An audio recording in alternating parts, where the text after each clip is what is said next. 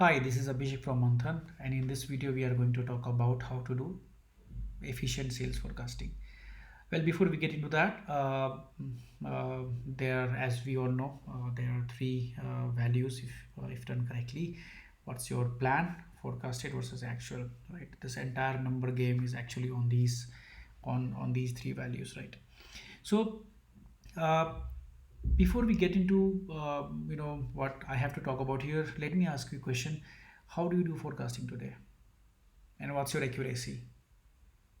Very important question, and I would leave you guys with thought to also kind of reflect whether that's the right way of doing it, right? If your efficiency is not above 90%, then probably you are missing out something really really big, and that costs money, right? Now I'm getting back to my topic. So how do we enable you to do uh, sales forecasting based on your data? Well, when I talk about data, we consider two types of influencers. For example, the first influencer could be internal. Those are basically your store attributes.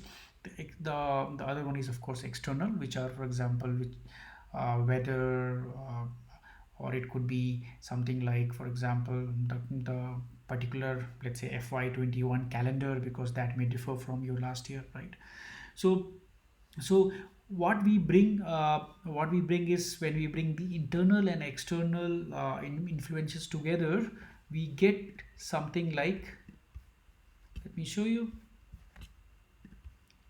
this. Yeah. So considering all variables, the system actually tells you at the combination of store and the product. So if you have 10 stores, 20 products, basically you can get as many as 200 combinations on, based on your historical data, which is of 2 years, and as well as every time when you ran promotion, historically, what lift was there in demand, and promotions could be 5% off, or buy one get one, or anything else.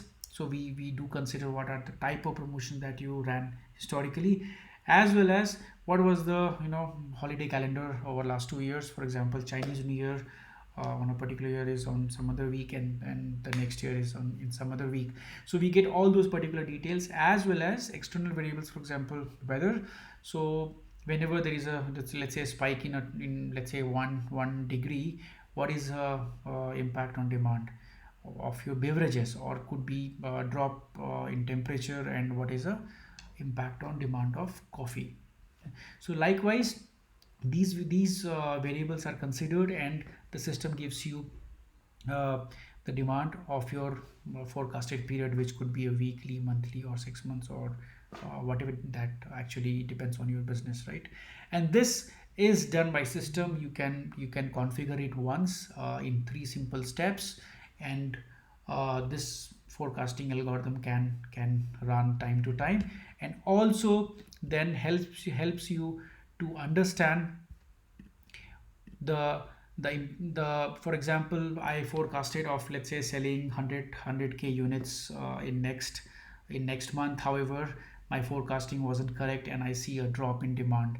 Then this dashboard gives you the the delta between your forecasted and actual, and accordingly gives you alerts, so that if you are in a situation of getting out of stock, right, or if you are going in a situation of having overstock, then so that you can plan your inventory or promotions or staff accordingly, right?